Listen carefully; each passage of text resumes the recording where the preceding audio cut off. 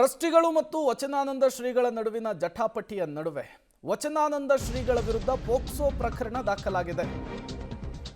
ಇದೇ ವಿಚಾರಕ್ಕೆ ಸಂಬಂಧಪಟ್ಟಂತೆ ನಿರೀಕ್ಷಣಾ ಜಾಮೀನು ಪಡೆದಿರುವ ಶ್ರೀಗಳ ಬಂಧನ ಇಲ್ಲ ಅನ್ನೋದು ಗೊತ್ತಾಗ್ತಾ ಇದೆ. 2.5 ಗಂಟೆಯಿಂದ ಸುದೀರ್ಘವಾಗಿ ವಿಚಾರಣೆಯನ್ನು ಮಾಡಲಾಗ್ತಾ ಇದೆ. ಹರಿಹರದ ಗ್ರಾಮಾಂತರ ಠಾಣೆಯಲ್ಲಿ ಶ್ರೀಗಳ ವಿಚಾರಣೆ ಆಗ್ತಾ ಇರುವಂಥದ್ದು. ಲಿಖಿತ ಹೇಳಿಕೆಯನ್ನ ತನಿಖಾಧಿಕಾರಿಗಳು ದಾಖಲಿಸಿಕೊಳ್ತಾ ಇದ್ದಾರೆ. ವಚನಾನಂದ ಸ್ವಾಮೀಜಿಯ ವಿರುದ್ಧ ಪೋಕ್ಸೋ ಪ್ರಕರಣ ದಾಖಲಾದ ವಿಚಾರಕ್ಕೆ ಸಂಬಂಧಪಟ್ಟಂತೆ ಈಗಾಗಲೇ ಆಂಟಿಸಿಪೇಟರಿ ಬೇಲ್ ಅನ್ನು ಪಡೆದುಕೊಂಡಿದ್ದಾರೆ ಶ್ರೀಗಳು. ನಿರೀಕ್ಷಣಾ ಜಾಮೀನನ್ನು ಪಡೆದುಕೊಂಡಿದ್ದಾರೆ ವಚನಾನಂದ ಶ್ರೀಗಳು. ಹಾಗಾಗಿ ಈ ಪ್ರಕರಣದಲ್ಲಿ ಅವರನ್ನು ಬಂಧಿಸೋದಕ್ಕೆ ಅವಕಾಶ ಇರೋದಿಲ್ಲ. ಹಂಗಂತ ವಿಚಾರಣೆಯಿಂದ ತಪ್ಪಿಸಿಕೊಳ್ಳೋದಕ್ಕಾಗಲ್ಲ. ವಿಚಾರಣೆಯನ್ನು ಫೇಸ್ ಮಾಡಬೇಕಾಗುತ್ತೆ. ಲಿಖಿತ ಹೇಳಿಕೆಯನ್ನು ದಾಖಲಿಸಿಕೊಳ್ಳುವಂತಹ ಕೆಲಸ ಆಗಬೇಕಾಗುತ್ತೆ. ಅದನ್ನು ಈಗ ತನಿಖಾಧಿಕಾರಿಗಳು ಮಾಡ್ತಾ ಇರುವಂಥದ್ದು. 1.5-2 ಗಂಟೆಗಳಿಂದ ಶ್ರೀಗಳ ಹೇಳಿಕೆಯನ್ನು ಪಡೆಯೋದಕ್ಕೆ ಮುಂದಾಗಿರುವಂಥದ್ದು ಪೊಲೀಸರು.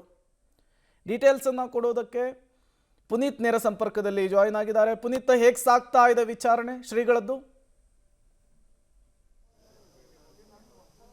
ಪ್ರೇಮ್, ಇವನು ಹರಿಹರದ ವಚನಾನಂದ ಸ್ವಾಮೀಜಿಯವರ ವಿರುದ್ಧ ಪೋಕ್ಸೋ ಪ್ರಕರಣಕ್ಕೆ ಸಂಬಂಧಿಸಿದಂತೆ ಈಗಾಗಲೇ ಹರಿಹರ ಗ್ರಾಮಾಂತರ ಪೊಲೀಸ್ ಠಾಣೆಯಲ್ಲಿ ಕೂಡ ವಿಚಾರಣೆ ಕೂಡ ನಡೆಸ್ತಾ ಇರುವಂಥದ್ದು.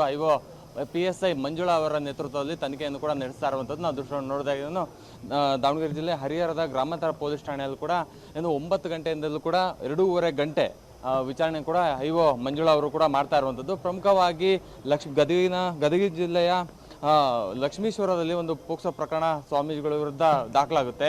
ಅದನ್ನು ಇಲ್ಲಿ ಗ್ರಾಮಾಂತರ ಪೊಲೀಸ್ ಠಾಣೆಯಲ್ಲಿ ಕೂಡ ವರ್ಗಾವಣೆ ಮಾಡಿರುವಂಥ ಹಿನ್ನೆಲೆಯಲ್ಲಿ ಇವತ್ತು ಒಂದು ವಿಚಾರಣೆ ಕೂಡ ನಡೆಸ್ತಾ ಇರುವಂಥದ್ದು ನಾವು ದೃಶ್ಯ ನೋಡೋದಾಗಿಂದ ಪೊಲೀಸರು ಕೂಡ ಬೆಳಿಗ್ಗೆಯಿಂದಲೂ ಕೂಡ ಇದೇ ರೀತಿಯಂತಹ ಭದ್ರತೆಯನ್ನು ಕೂಡ ವಹಿಸಿರುವಂಥದ್ದು.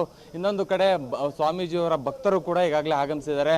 ಒಂದು ಆತಂಕದಲ್ಲಿದ್ದಾರೆ. ಸ್ವಾಮೀಜಿಯವರ ವಿರುದ್ಧ ಈಗಾಗಲೇ ಪೋಕ್ಸೋ ಪ್ರಕರಣ ದಾಖಲಾಗಿದೆ. ಮುಂದೆ ಏನಾಗುತ್ತೆ ಅನ್ನುವಂಥ ನಿಟ್ಟಿನಲ್ಲಿ ಸಾಕಷ್ಟು ಆತಂಕವನ್ನು ಕೂಡ ವ್ಯಕ್ತಪಡಿಸ್ತಾ ಇರುವಂಥದ್ದು.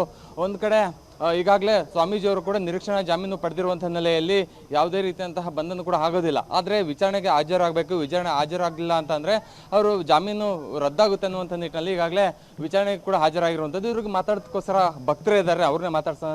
ಸರ್, ಒಂದು ಆತಂಕ ಸರ್, ಇಷ್ಟು ದಿನ ಮಠ ಬಿಟ್ಟು ಹೋಗಿ ಅನ್ನುವಂಥ ನಿಟ್ಟಿನಲ್ಲಿ ಟ್ರಸ್ಟಿಗಳು ಹೇಳ್ತಾ ಇದ್ರು. ಇವಾಗ ಸ್ವಾಮೀಜಿಯವರ ವಿರುದ್ಧ ಪೋಕ್ಸೋ ಪ್ರಕರಣ ಆಗಿದೆ. ಪೋಕ್ಸೋ ಪ್ರಕರಣ ಈಗಾಗಲೇ ಒಂದು ಕೇಸ್ ಆಗಿತ್ತು. ಅದರಾಗಲೇ ನಿರೀಕ್ಷಣಾ ಜಾಮೀನನ್ನು ನ್ಯಾಯಾಲಯ ಮಂಜೂರು ಮಾಡಿ ಕೊಟ್ಟಿತ್ತು. ಈಗ ಮತ್ತೆ ಪುನಃ ಇವರು ಷಡ್ಯಂತ್ರ ಮಾಡಿ ಮತ್ತೊಂದು ಕೇಸ್ ಕೊಡಿಸಿದ್ದಾರೆ. ಇವೆಲ್ಲ 2024 ಆಗಿರೋಂಥ ಪ್ರಕರಣ ಅಂತ ಹೇಳಿ ಅವರು ಉಲ್ಲೇಖ ಮಾಡಿದ್ದಾರೆ. ನಮಗಂತೂ ಗೊತ್ತಿಲ್ಲ.